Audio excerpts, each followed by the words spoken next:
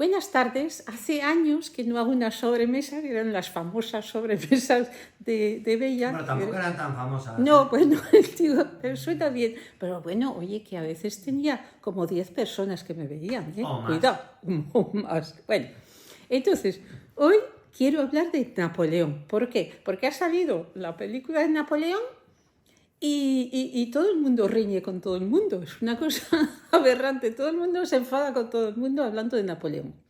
Entonces yo pues también quiero hablar de Napoleón. La película no me gustó, pero no tanto porque no es fiel a la historia, que no lo es. Pero bueno, hay películas buenísimas que no son fieles a la historia y que son muy buenas. Por ejemplo, a mí me encantó la serie Los Tudor y Enrique VIII no se parece a Jonathan, ¿cómo se llama? Rhys-Meyer, en absoluto. Pero, a ver, a mí lo que me molestó es que no se conservara la esencia del personaje. Por ejemplo, voy a empezar pues hoy por el principio. Empieza la película con la decapitación de María Antonieta. Entonces es María Antonieta vista por los americanos. O sea, María Antonieta no fue a la guillotina vestida de azul, no, iba de blanco como las reinas viudas y iba con un camisón que le habían dado en la cárcel. Ya le habían cortado el pelo porque el pelo se cortaba en la cárcel. ¿Qué diría Ridley Scott? ¿Estaba esto ahí? Pues no, pero lo sé porque Yo también lo diría. Y bueno, es lo que dice Ridley Scott. Cuando le dicen, perdóneme, pero ¿estaba usted allí? Yo por la edad tampoco, ¿eh? Bueno, entonces aparece Napoleón ahí en esa primera escena y Napoleón no estaba ahí, estaba en Toulon. Bueno, pero pasemos porque la escena es impactante, ¿eh? Es la Revolución Francesa y bien, vamos a pasar. Cuando Napoleón conoce a Josefina, y esto es muy grave, por lo menos para mí, aparece un Napoleón que es Joaquín Phoenix, que tiene la edad de... que no se dice así, es que siempre me critican. No se dice así. No se dice Joaquín Phoenix. Bueno, Joaquín Phoenix, bueno, no lo sé, el actor que todo el mundo conoce. El Joker, vamos a ser más sencillos. Aparece en lo que eran las fiestas de la Revolución, que los que iban invitados a la fiesta, eso está muy bien hecho. Reconstruían cosas de la Revolución, por eso cuando sale Josefina tiene un lacito rojo alrededor del cuello para simular los guillotinados o la muerte por guillotina. Bueno, entonces aparece Joaquín Phoenix, que tiene la edad que tenía Napoleón cuando murió. Con lo cual en la pantalla parece que tiene 107 años. Y Napoleón, cuando conoce a Josefina, tiene 26. De hecho, hay una cosa muy importante. Los que han filmado la vida de Napoleón, que son muchísimos porque es el personaje que más se ha filmado, siempre cogen dos actores diferentes, uno para hacer Bonaparte, que era al principio, que era muy delgadito, muy chupado, y luego Napoleón, que era ya, bueno, la figura que todo el mundo conoce. Bien. Entonces, cuando Napoleón conoce a Josefina, no tiene 107 años, tiene 26. Y Josefina, que parece ahí Lolita, bueno, la Lolita de la novela, no Lolita Flores, parece una jovencita, es bastante mayor que él. Y es viuda porque al marido, el vizconde de Beauharnais, le han guillotinado y tiene 2 hijos mayores. Entonces, claro, ya hay una cosa que no encaja bien en la película, porque ves a un tío mayor, aburrido, encontrarse con una jovencita esplendorosa y no. Entonces, ¿qué pasó? Es verdad que se enamoró de ella y le ha escrito unas cartas eróticas tremendas. O sea, que en la película salen unas escenas muy subidas de tono, pero las cartas de Napoleón lo eran, por lo menos las del principio. ¿El que ve? Es una fusión entre el antiguo régimen y el nuevo régimen, es decir, el antiguo régimen es la aristocracia. Josefina es vizcondesa de Beauharnais, con lo cual Napoleón quiere introducirse en la aristocracia y ella es una viuda con 2 hijos que tiene que criar.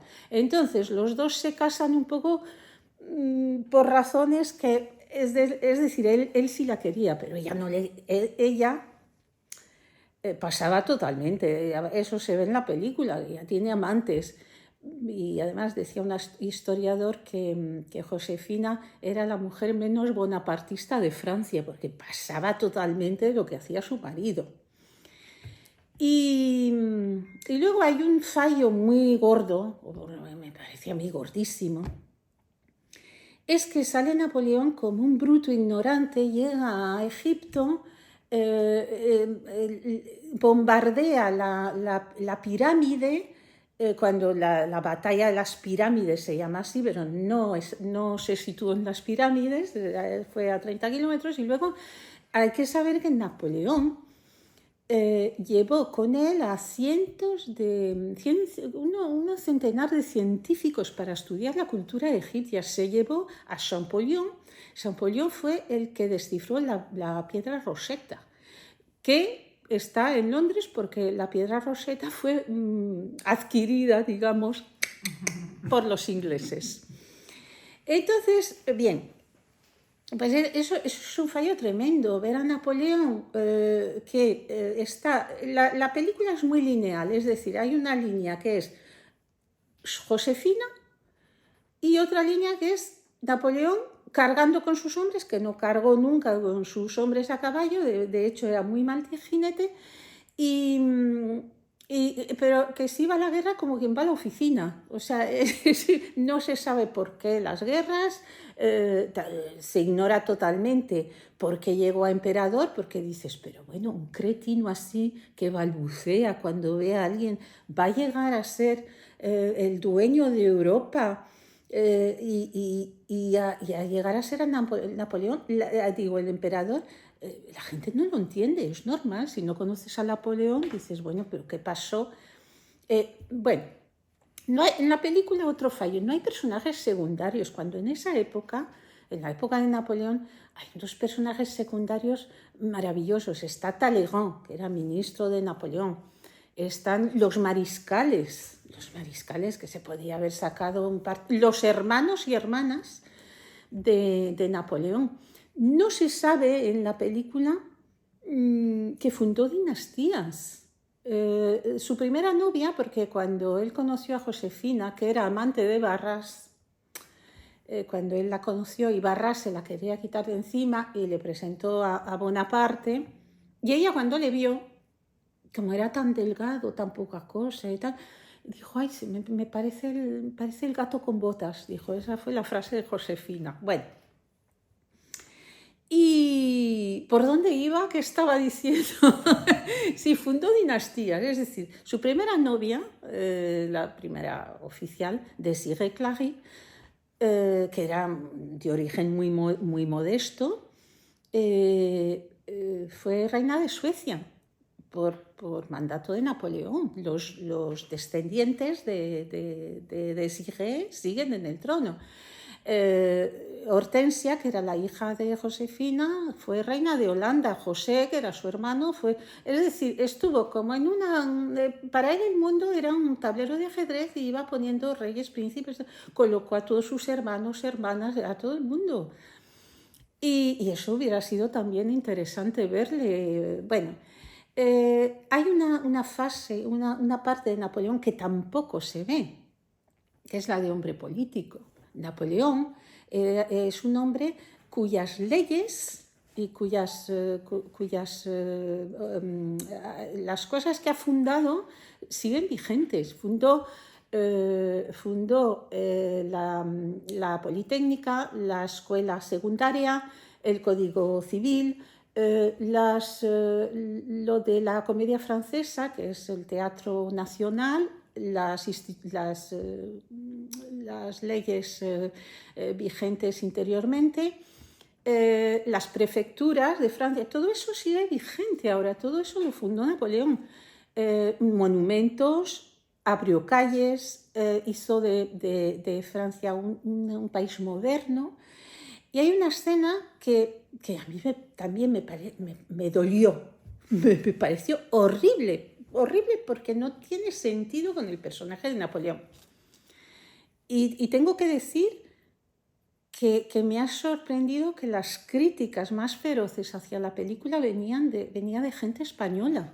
Yo pensé que en Francia iban a ser más críticos, lo eran, pero no tan feroces como los españoles amantes de la historia. Bueno, hay una escena en la que se ve al pobre Napoleón que está como medio dormido durante la película, que no sabías cómo tenía fuerza para ir a conquistar un país y mucho menos un trono. Está dictando una carta con laboriosa, o sea, con dificultad. Y el secretario le corrige. No se dice así. Vale, dice el otro, pobre, o sea, porque tiene una forma de hablar también en la película. Napoleón. Hay que saber, y eso yo no estaba allí, como dice el señor Scott, pero todos los historiadores, amantes o no de Napoleón, coinciden en eso. Napoleón era un hombre que dictaba 6 o 7 cartas a la vez y de temas totalmente diferentes. Tenía 6 o 7 secretarios que escribían a toda velocidad, una para el zar, el otro para el emperador de Austria, el otro para la prefectura de no sé qué, que la fuente no funciona bien, el otro porque quiero que el uniforme sea con estos botones reglamentarios, el otro, etcétera, etcétera. O sea, y los secretarios les costaba seguir el ritmo de ese hombre que dictaba 6 o 7 cartas a la vez. Napoleón también fundó la Legión de Honor, porque y esto es importante, es algo que sigue vigente ahora, la Legión de Honor, es lo más alto que te puede conceder la República Francesa. Él quería recompensar no la sangre, no el derecho de sangre, sino el derecho al valor. Y eso es importante, es decir, que cualquiera puede tener la Legión de Honor independientemente de su nacimiento, porque no hay que olvidar que a diferencia de los que heredan un trono porque han nacido, Napoleón lo conquistó, o sea, tuvo el imperio francés y más por derecho de conquista. Todos los reyes han tenido un plebeyo, empezando por... Bueno, quiero decir que no, eso no se ve en la película, se ve al tío medio dormido, medio embrutecido, medio gaga. Su relación con Josefina, a ver, es verdad que la quiso, pero llega un momento en que también tuvo un gran amor por María Walewska, que no sale en la película, su esposa polaca, y luego su segunda mujer, María Luisa. También hay que leer las cartas de amor que mandaba a María Luisa y que mandaba a María Walewska.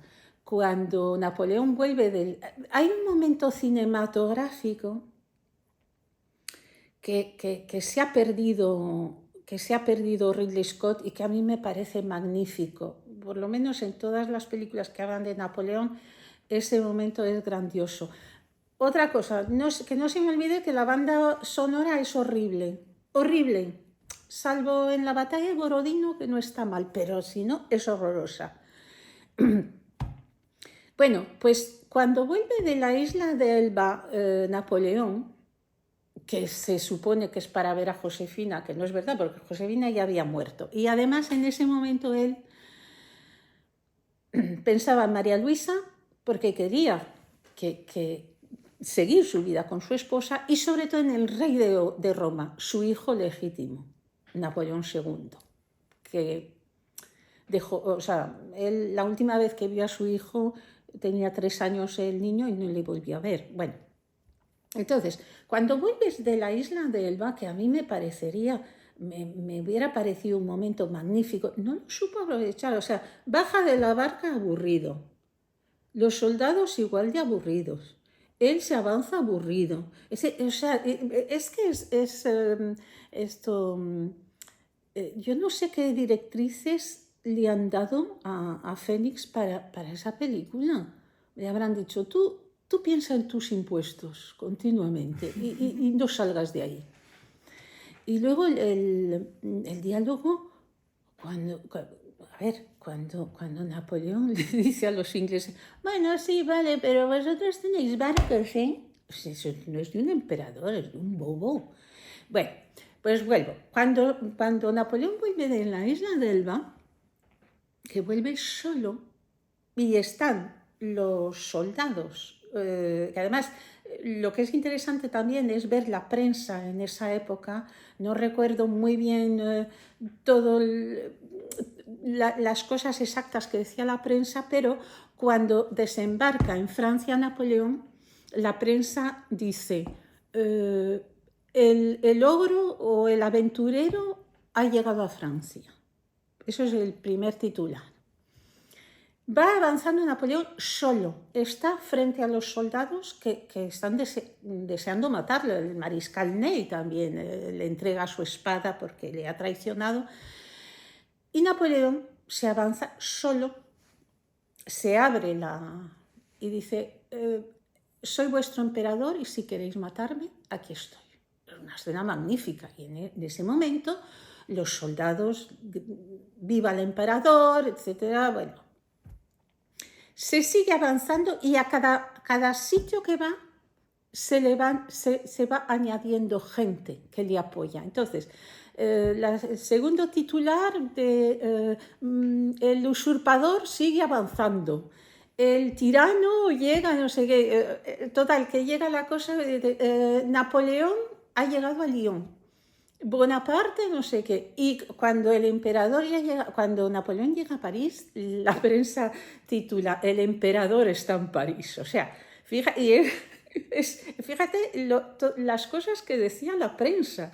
Ya había conquistado a todo el mundo. Hay una cosa que también se le escapa a Ridley Scott, y todos los historiadores están de acuerdo, el carisma y tenía que tenerlo. Otra cosa es que le detestes, pero para conquistar de esa forma, con su sola presencia, tenía que tener un carisma espectacular. Luego, he leído una cosa de un youtuber, porque claro, María Luisa, la segunda esposa, le da un hijo, el rey de Roma, y después del matrimonio no se la vuelve a ver. Y cuando nace el rey de Roma, que es el hijo legítimo de Napoleón, se oyen cañonazos. Entonces este youtuber dice que iba con su mujer, que no sabe nada de historia, y que la mujer le dice, ¿la ha matado? No la ha matado, es que los cañonazos eran para celebrar la llegada del rey de Roma, eran 101 cañonazos, 40 para una chica, que hubiera sido princesa de Venecia, y 101 para el rey de Roma, que era el hijo legítimo de Napoleón. Que no hay que olvidar que Napoleón tuvo otro hijo con Eleonor, una amante, y un hijo con María Valesca. Bueno, esos son los 3 hijos que se saben. Creo que tuvo más, pero no son seguros. Pero estos 3 sí son seguros y además se parecen entre ellos muchísimo. O sea, tanto el León, el conde León, que fue el de Leonor, como Alejandro, el hijo de María Valesca, como el rey de Roma, que le llevó la madre murió con 21 años, el rey de Roma. Bueno, entonces, ¿qué más me queda por decir? Que casi corto ya. Bueno, es que están... ¡Ay! Pero bueno, ¿por qué os habéis dormido? ¿Qué pasa? Y una pregunta, ¿y ver a Napoleón hablando en inglés qué tal? Ay, yo no, por Dios, no. no. Una cosa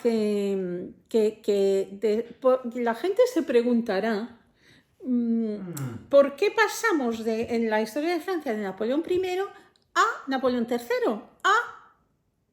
Pues porque Napoleón II, que es el rey de Roma, murió con 21 años.